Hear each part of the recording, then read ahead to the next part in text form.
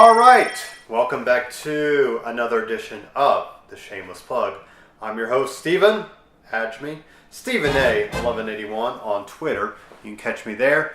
Coming to a different little setup here. Got a little records back there if you could see them. There you go. Yep, see those records? There's some records over there too. So, little different setups for you guys. Hopefully you can actually see me. Oh yeah, look right there. You could definitely see me. So, see me in all my beautiful glory. Today's episode, I was scratching my head, as I'm doing right now, trying to think of what to talk about. I was thinking, okay, I could talk up some of my own favorite songs. Then I got to thinking, well, Rolling Stone already did the work for me. They published this article in about 2004 or so, and I printed up their greatest list of songs of all time. The greatest songs of all time. Now, it is 500 songs, so no, I'm not going to read you every single one of those. But just impressions from this list, just looking over the list, it is definitely a lot of old school. Definitely 60s, 70s rock, 80s rock. Not much that surprises you about where bands are placed. A lot of Beach Boys, a lot of Beatles, a lot of Rolling Stones. Just all that classic rock music. I see David Bowie here, Run DMC in here, the Zombies in here, the Clash. The Clash actually have a few songs that made it, so a little surprising there. U2 is obviously there. Earth, Wind and Fire, Queen. Tupac is in here with California Love. That comes in at number 346 for your listening pleasure. But I kind of was looking at, 30 on. That's kind of where my list, So, just kind of looking at some of these. We got number 30, I Walk the Line by Johnny Cash.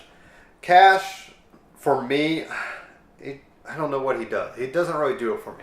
I know he's, I understand his influence, his importance in the country music and, kind of breaking boundaries for that. The Folsom Prison Blues, Folsom Prison playing there for prisoners, that's unheard of, back in then. So, he had his own demons though and all that, so just, his song, I Walk the Line, that makes, that works for me. Help, 29 by the Beatles. Help, that is my biggest thing with the Beatles. I love Help. Help should be higher. In my own song, my greatest songs of all time, I love the song Help. I think that was kind of stepping away for the Beatles from the whole poppy sound. I know I've read up on it plenty of times. John Lennon really wrote that as a cry for help. So there you go. Just wanting to step out of that limelight, or not knowing how to navigate those waters of where they were going. And so Help the song and Help the movie. If you've not seen Help the movie, you need to go watch Help the movie. How can you not be a Beatles fan and not love Help the movie? So Help the song, I would put up higher, but that's my own thinking. Sin on the Dock of the Bay, 28. Layla by number 27. Layla is an interesting song because you got that big ending part that doesn't feel like it even belongs in a song. You can come in the middle of the song and you won't even know that's Layla, but it's definitely, a great song. And that harkens back to the Beatles since that ties in with Eric Clapton and George Harrison. I think George Harrison played some solo on there, didn't want to take credit. Layla is about, I think, Eric Clapton's love for George Harrison's girlfriend at the time. So yeah, there's a lot of, that type of stuff happening there. Now, here's 26. A Day in the Life by the Beatles. How is this not higher? This to me, the ultimate collab between John Lennon and Paul McCartney. It's a little bittersweet though, because I think that was the last time they really wrote together. You had the White Album after Sgt. Pepper's, and that was very solo-esque. That was Paul really pushing, his own ideas and whatnot. John won his own ideas. Ringo and George were just there. I think both of them a few times in those sessions. We still got the White Album, Let It Be, and Abbey Road out of the Beatles after Sgt. Pepper's, but A Day in the Life, if the Beatles would just ended right there at Sgt. Pepper's with A Day in the Life, you probably could have called it a career there. So Next up, God Only Knows. That's another one that, oh, man, I just love. The lyrics, if you have a significant other, if you have a love in your life, whatever they are, you want to give them that song, God Only Knows by the Beach Boys. Especially in Love Actually, I think it's that big airport scene at the beginning or the end, I forget which one. You have to remind me because I can't always remember. I got memory loss in some of those areas of what I should remember. But God Only Knows, the songwriting. Pet Sounds is, Pet Sounds for me is a better album than Sgt. Pepper's. And Pet Sounds really inspired Sgt. Pepper's. And, once again, going back to all my reading about the Beatles, Paul McCartney, John Lennon were invited to listen to a special, listening session of Pet Sounds. And, the rumor or the myth is that they left and then they started writing Sgt. Pepper's. So, Pet Sounds, God Only Knows on that album is definitely important. In My Life is on there by the Beatles. Be My Baby. 21, Born to Run by Bruce Springsteen. I mean, you can go with, a few songs, Born in the USA, Born to Run, Glory Days. There's definitely some good songs by Bruce. Hungry Heart. You can keep going. Jungle Land. I mean, that ending song, one of the end songs, I think, on Born to Run, the album. But Born to Run, that has to be the ultimate Bruce Springsteen song. Just all about wanting to get away from life and, show where you want to go. But to me, that is definitely another one that should be higher. Kind of moving along. Let It Be by the Beatles. Hound Dog by Elvis. Maybelline by Chuck Berry. Purple Haze by Jimi Hendrix. I Want to Hold Your Hand by the Beatles. London Calling, there you go. Number 15 by The Clash. That album, of course, separates itself from punk rock, from rock and roll, from everything. That album for The Clash, that song, really, just set them above everybody else in terms of what that did. So having London Calling at number 15 is definitely earned. Probably could even be higher. Next up, Blowing in the Wind by Bob Dylan. Yesterday by the Beatles. A Change Is Gonna Come by Sam Cooke. My Generation by The Who. My Generation, I want to stop on there for a second. That is number 11. That one, you just hear the drums in there. For me, I probably don't give Keith Moon enough credit for being the drummer he is. But when you really listen to his drumming, I don't know how you got those sounds. You think about recording nowadays, you got so many microphone options, so many different places you can do, so much tuning you can do with the sound. And you just listen to some of the drumming of Keith Moon by The Who.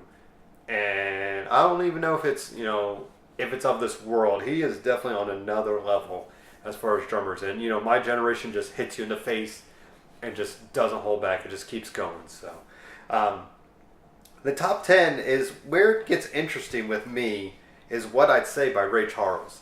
I had to almost listen to this myself just to kind of get an idea, what this song is about. I mean, my best memory of Ray Charles is The Sandlot and America the Beautiful and the fireworks scene, and the guys are playing baseball and they're all watching the fireworks, but then you have Benny Rodriguez, Benny the Jet, still worried about the baseball game. So, but what I'd say, I guess thinking in that time frame and kind of where it's going, I was reading up on the thing and it was talking about how people just loved this song back in that time. And I guess I do have to think, that was probably pretty groundbreaking for him to be this song out there, breaking those color lines, color barriers, especially, trying to get where he needed to play. So my own thinking, I didn't realize where it should, be in the greatest songs. But now that I've really thought it out and I've talked to you, cameraman there about it, I do think it's got to be high up there. Now, another one, number 9, Smells Like Teen Spirit. Do I need to say anything more? Nirvana, that song just hits you in the face right at the beginning. And you're like, what the heck? In that time frame of, not knowing, coming out of the hair metal stuff, hair banging stuff, that early 90s sound, I think the 90s, 80s, even 80s isn't really defined by a sound. But early 90s is obviously grunge, and Smells Like Teen Spirit, is the high point of that. Other bands might have lasted longer, but Nirvana really, once again, groundbreaking just with that, hitting your face. Hey Jude by the Beatles. See, I don't agree with the Hey Jude, especially when it just keeps going on and on and on. Like Day in the Life goes up higher than there, and My Life goes up higher than there, and Yesterday goes up higher. So it's funny that Hey Jude made it up that high. Next up, we had Johnny Be Good by Chuck Berry. There you go. Another kind of important groundbreaking guitarist of that era. So next up, Good Vibrations by the Beach Boys. Good Vibrations, yeah, that definitely was the hit, coming for the Beach Boys in that time during Pet Sounds, because the record company kept saying, you gotta make a hit, you gotta make a hit. And there you go. You just had all these different sounds happen on Good Vibrations. I think that kind of set the line for where Pet Sounds could go, but it's definitely high up there, number 6. Respect by Aretha Franklin, who, Otis Redding wrote this and sang it, but Aretha just took it to another level, and girls now, women, definitely use that as empowering. So it's got to be high up there. What's Going On, number 4 by Marvin Gaye. Definitely, after seeing Motown the musical, I really understood the importance of this. I mean, that song, was important when it came out, and in that era of, not knowing what the world where we were going. So, and that almost leads to number 3, Imagine by John Lennon. Him just, being anti-war and all this, and he comes out with that song just, piano driven, and definitely, got to be up there, number 3 by John Lennon. Number 2, I Can't Get No Satisfaction by Rolling Stones. If it has been known, obviously it is known, I'm a Beatles guy. I Can't Get No Satisfaction, yeah, I enjoy that song. I've heard it enough on the radio, I think on Q95 and classic rock stations, that there's other Rolling Stone songs that are better in a way, but I guess this did set the bar for where the Stones could go.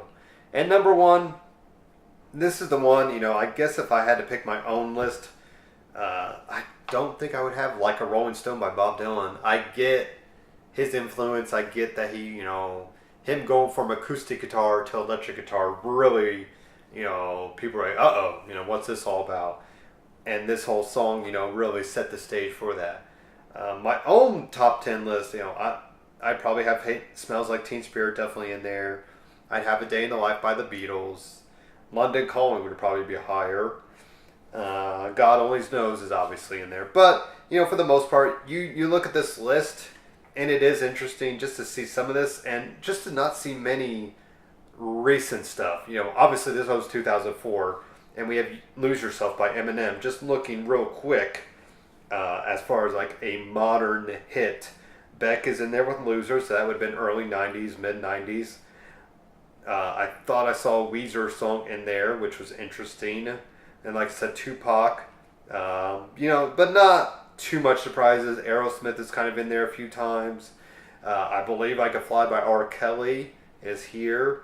Nirvana's there again. But, you kind of think, okay, there was Buddy Holly. I was trying to think where it was. 497. So modern music definitely, obviously, if this was reprinted in 2017, I don't think it changed very much. I think some of these would still be the same. I don't know if you'd have any newer songs on there. Maybe you could tell me your own thoughts on where your top 10 list is of songs of all time. But definitely check this list out.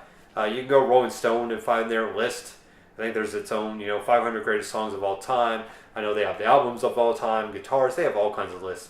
But I always wanted to give you a few minutes of my own thinking of the 500 greatest songs of all time. So thank you for watching. Like I said, get in touch with me if you ever want to come sit on this couch and, talk up music. We could talk this list again. I'd love to see another person nitpick how I did with this list.